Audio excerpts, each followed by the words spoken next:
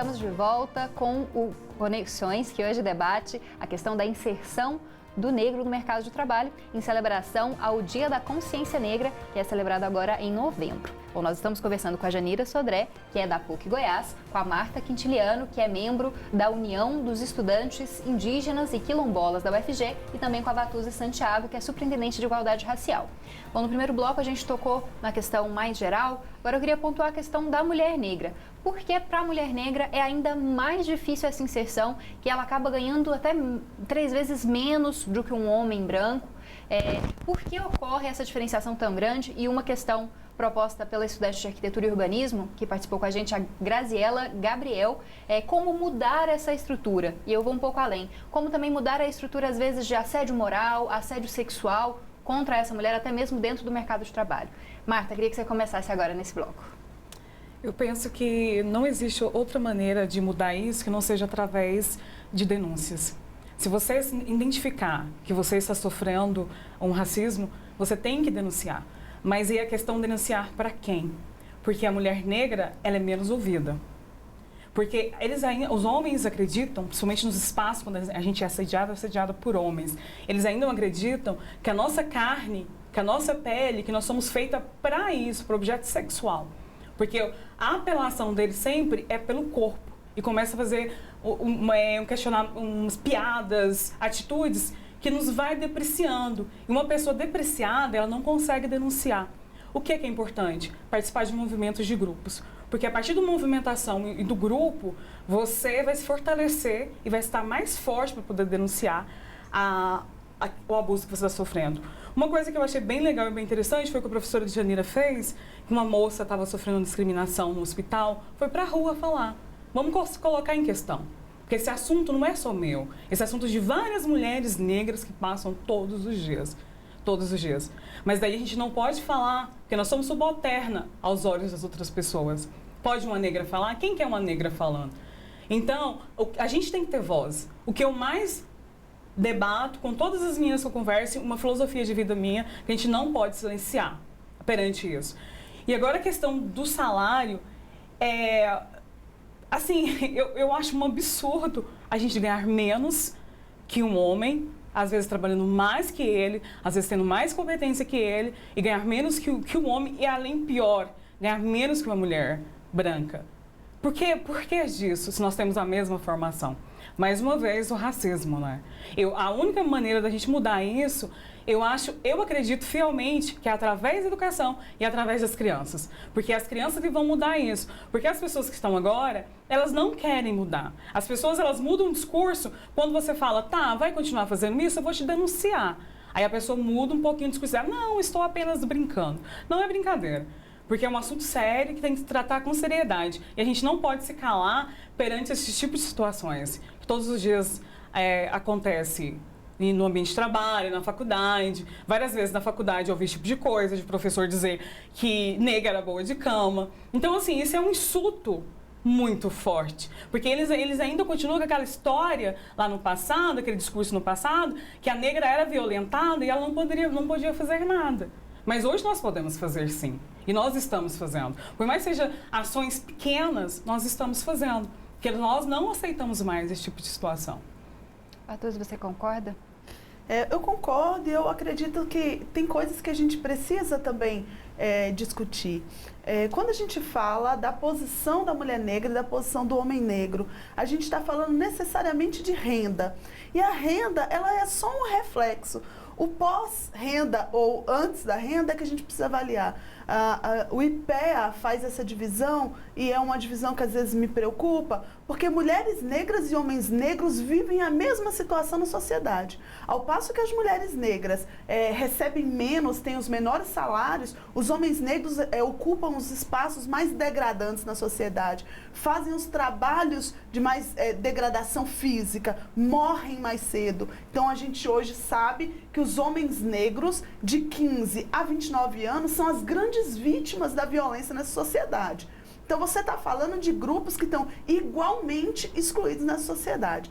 Quando a gente tenta desnivelar homens negros e mulheres negras, a gente comete um outro erro, que é separar uma discussão que é de raça para uma discussão de classe ou uma discussão financeira. Nós temos problema de raça no Brasil e a gente precisa discutir isso a partir da perspectiva de raça.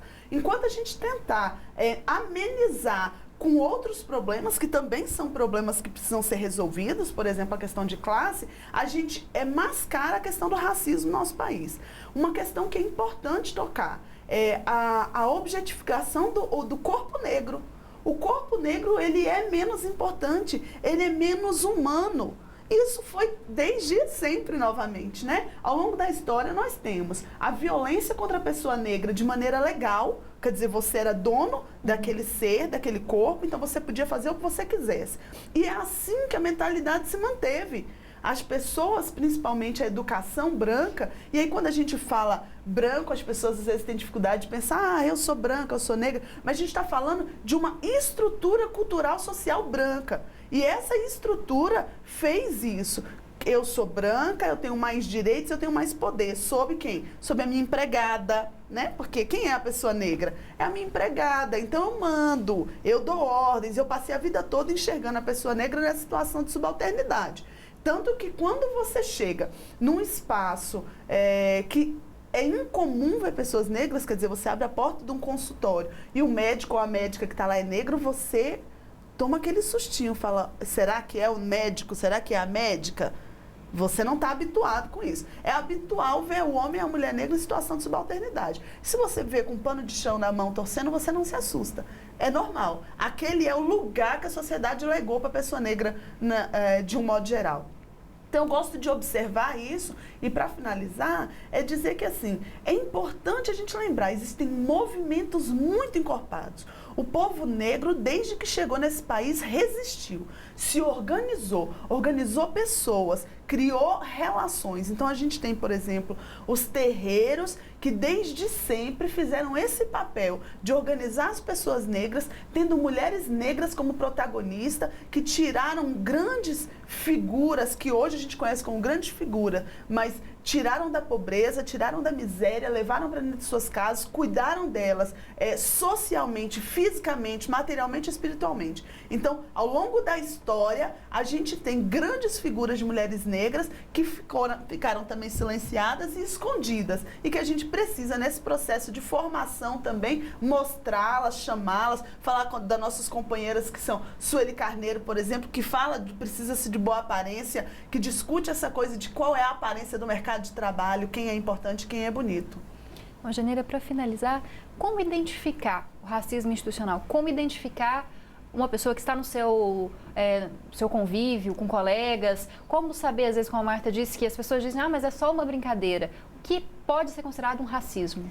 Antes da identificação, eu queria mencionar, que acho muito importante, que as mulheres negras são vitimizadas duplamente por sua pertença racial e pelo seu estar sexo, gênero, mulher. Eu digo isso porque se efetivamente há um complexo racial no Brasil que vitima o conjunto da população negra, também é fato que uma mulher negra ganha 43, um homem negro 63, uma mulher branca 70, para cada R$100 ganhos por um homem branco. E isso tem um impacto no consumo de bens materiais e no acesso a uma sociedade que se coloca como uma sociedade de consumo. Então, e também a sobre-representação das mulheres negras, como já foi mencionado, em atividades subalternas, como é o caso do serviço doméstico ou do comércio, na terceirização, que hoje as empresas, sobretudo as públicas, praticam processos de terceirização dos serviços gerais. Então, na verdade, nós temos um conjunto de vulnerabilidades que coloca as mulheres negras como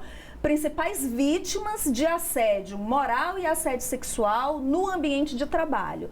Então, na verdade, brincadeiras, referências que tenham relação com cor de pele, cabelo, características físicas, peso, padrão,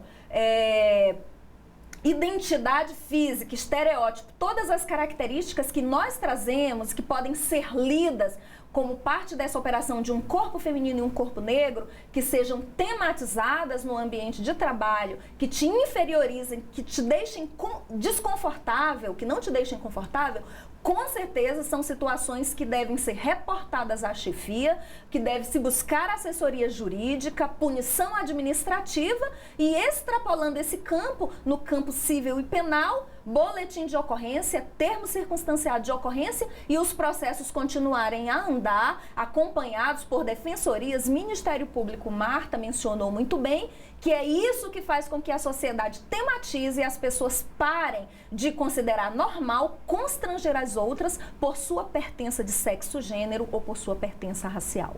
A gente já estourou um pouquinho o tempo, então vou ter que encerrar esse bloco. Lembrando que essa pergunta a respeito do que é o racismo institucional, como identificar, é uma indagação da Versilene Dias, que é estudante de Direito da UFG. E a gente continua esse debate no próximo bloco.